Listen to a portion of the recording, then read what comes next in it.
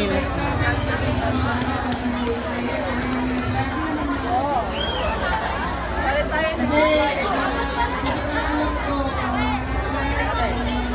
Kasi, tatay, ang mas may kilala. Bisita ngayon. Ngayon muna, bago siya lumabas, or gusto niyo ba siya lumabas? Gusto niyo ba siya lumabas? So bago siya lumabas, sabihin na natin kung ano yung sa PBA. Dali na. So ang ating Ikaw.